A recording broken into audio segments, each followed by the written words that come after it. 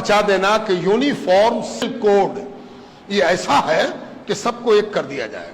ये दरअसल दो मकसद से किया गया। उस मकसद को जान लीजिए। पहला मकसद ये है कि आप बेचैन हो जाइए, घबरा जाइए, क्या होगा, कैसे होगा, क्या करें भाई, बोलो जल्दी से हम क्या करें। तो कुछ लोग लग जाएंगे कि ऐसे मोबाइल पर मैसेज करो, ऐसे फलाना करो, यहां पर जमा हो जाओ, यहां पर लेट जाओ, यहां पर खड़े हो जाओ, यहां पर ये बोलो। ये सब परेशान करने की एक सूरत है। दूसरा मकसद क्या है? किसी को खुश किया जाए कि इन लोगों को बहुत कुछ मिल रहा था, हम ही हैं जो इनका काट रहे हैं, हम ही हैं जो इनको हम बेचैन किए हुए हैं, इनको हम परेशान किए हुए हैं, इनको परेशान करने वाले हम ही ना हैं। तो दूसरा आदमी इकट्ठा हो गया, सारे लोग ग्लोबलाइज हो गए, पोलराइज हो गए कि अरे ये तो बहुत अच्छा कर रहा, मुसलमान लोग को बहुत फायदा था, बहुत बेनिफिट था, है ना। अगर कोई पूछ दे कि मुसलमानों को क्या फायदा था, तो सबसे पहली चीज ये बताई गई कि मुसलमान 4-4 शादी कर सकता था। 4-4 शादी, जानते हो मुसलमान 4 शादी अलाउ है, उसको 4 शादी करेगा, है ना। ये एक हवा बनाई गई, ये एक माहौल बनाया गया, है ना।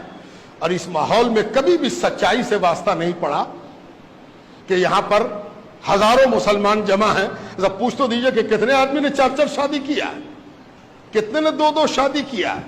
ये जो प्रोपेगेंडा है, ये जो कहा जाए कि निगेटिव एटीट्यूड है मुसलमानों के बारे में, ये फजूल बातें, ये मुहम्मल बातें, इन सब चीजों को इस तरह से बढ़ाया जा रहा, और दोनों बढ़ा रहे हैं।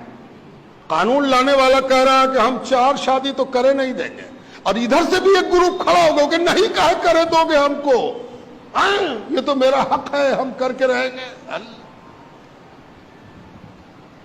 आप बड़े बेदार मगज, समझदार, जानकार लोग हैं। हम आपको बड़ी संजीदगी के साथ ये बातें समझा रहे हैं।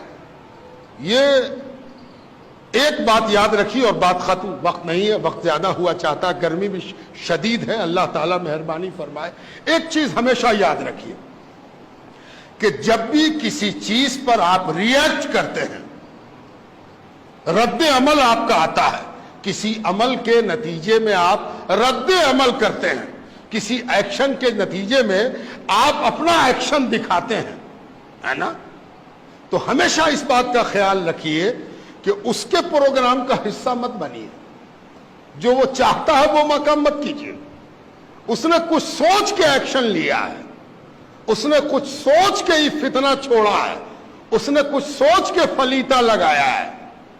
कहीं ऐसा ना हो कि वो जो सोच के काम किया है उसी काम में हम लग जाएं और वो हंस के कहे हम तो जानते थे कि ये होगा, है ना, हम तो जानते थे कि ये होगा, सारा मुसलमान परेशान है ना।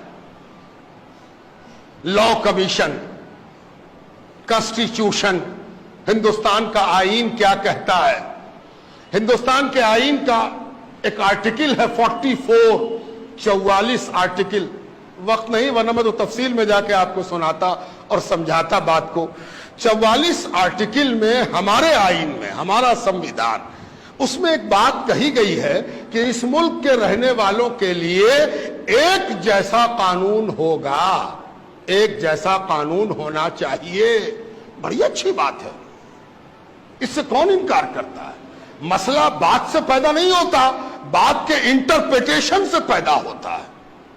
कैसे हम उस बात को लेते हैं और उस बात से क्या समझते हैं, इससे मसला पैदा होता है। अगर कोई कहे कि इस पूरे मुल्क में एक तरह का कानून हो, कौन सी बुरी बात है भाई? बड़ी अच्छी बात है। काला गोरा, लंबा मोटा नाटा, गरीब अमीर, पढ़ा लिखा कम पढ़ा लिखा, सबके साथ एक ट्रीटमेंट होना चाहिए, हो, अच्छी बात है, कौन मुखालिफ है? अब इसको हम 2 तरह से समझाते हैं। एक मिसाल ये है कि इसको एक आदमी कहे कि भाई सबके लिए तो एक कानून होना चाहिए, तो आप ही कॉलर वाला कुर्ता पहना, ये बगैर कॉलर का पहने हुए, ये नहीं होगा। या तो सब आदमी कॉलर वाला पहने या सब आदमी बगैर कॉलर का पहने। अगर ये मकसद है तो कानून बनाने वाले के समझने में तुम सबसे बड़े बेवकूफ हो। तुमको ये बात ही समझ में नहीं आई कि कानून बनाने वाला क्या कह रहा है। कानून बनाने वाले ने क्या कहा ये तुमको समझ ही में नहीं आया। तुम सबका कपड़ा एक करना चाहते हो, एक रंग का कपड़ा पहनाओगे, एक रंग की कमीज पहनाओगे, एक रंग का पैंट या हाफ पैंट पहनाओगे, इसी को यूनिफॉर्म सिविल कोड कहते हैं।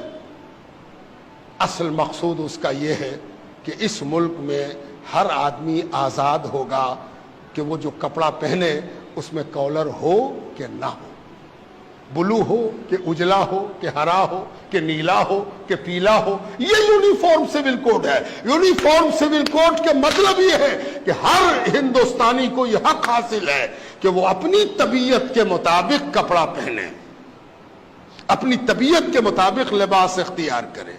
हैरत की बात है कि इस मुल्क में जहां हर 4 कोस पर बोली बदल जाती है और हर 4 कोस पर प्रथा बदल जाती है, रस्म बदल जाता है, रिवाज बदल जाता है, ट्रेडिशन बदल जाता है, वहां यूनिफॉर्म सिविल कोड की बात अगर की जा रही है तो आप ही क्यों परेशान हैं? सब लोग परेशान होंगे। जब होंगे तो देखा जाएगा, है ना। मुसलमान सबसे पहले क्यों परेशान हो जाए? मुसलमान ही सबसे पहले लाइन क्यों लगा दे? ये बड़ी बड़ी गलती है, बड़ा कसूर है जो आज हमारी सो कॉल्ड रहबरी, सो कॉल्ड रहनुमाई, सो कॉल्ड लीडर्स, मुस्लिम लीडर्स जो अपने आप को मुस्लिम लीडर कहते हैं, वो मुसलमानों को झोंक रहे हैं कि सबसे पहले तुम खड़े हो जाओ, जबकि सबसे पहले तो वो खड़ा होगा जिसका ट्रेडिशन हर थोड़ी देर पर बदलता रहता है। यहां कौन है जो एक तरह का हो? बिहार में छठ होता है, बिहार से बाहर छठ करने वाला छठ नहीं करता। जो बिहारी नहीं है वो छठ जानता भी नहीं। पता नहीं कितने किस्म का कैलेंडर है उनके यहां भी पूजा के अलग अलग अंदाज हैं, साउथ और नॉर्थ। आप दक्षिण में चले जाइए, दक्षिण का खाना पीना, पहनना, ओढ़ना, बोलना, चालना, हंसना, रोना सब अलग है। उत्तर आइए, सब अलग है। तो इनको भी तो फिक्र होगी। आप ही क्यों फिक्रमंद हो? आप रुको, ठहरो, आप बढ़ने दो दूसरे को आगे, और दूसरे लोग आगे बढ़े। आसाम का ट्रेडिशन अलग, गुजरात का ट्रेडिशन अलग, एक दाहिने हाथ में एक बाएं हाथ में। तो पहले, और एक बात और है, किसी चीज पर रिएक्ट करने के लिए, रद्द अमल देने के लिए, किसी चीज पर तनकीद करने के लिए वो चीज सामने होनी चाहिए। अभी तो यह भी पता नहीं है कि कॉमन सिविल कोड का नेचर क्या होगा, क्या होगा, कैसा कानून होगा। ये बेमकसद की बात शुरू की गई और सारे तबके को परेशान हाल बना दिया गया। इत्मीनान रहिए, मुतमईन रहिए, अपना रिएक्शन देने में जल्दबाजी मत कीजिए, अपने आप को महफूज रखिए, घबराइए नहीं, ठहरे रहिए। कोई डरने और घबराने की बात नहीं है, इत्मीनान से अपने जगह पर रहिए। वक्त आवेगा, देखा जाएगा कि क्या वो करते हैं, कैसे वो करते हैं। उनके यहाँ भी बहुत से इख्तिलाफात हैं, उन इख्तिलाफात को वो कैसे एक करते हैं और सब मिलके कैसे पाट लेते हैं। जैसे आपके यहाँ विरासत का कानून है, वैसे ही उनके यहाँ भी विरासत का कानून है। वो भी अपनी विरासत के सिलसिले में अपना कानून रखते हैं। ईसाई का अपना कानून, हिंदुओं का अपना कानून, बौद्धों का अपना कानून, पारसियों का अपना कानून, मुसलमानों का अपना कानून। जब इस मसले में कोई नक्शा साफ होगा तब हम लोग रिएक्ट करेंगे और हम लोग इस सिलसिले में सोचेंगे।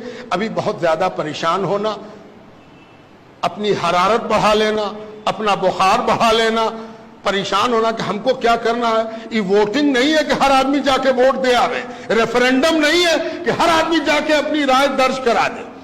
इत्मीनान से बैठ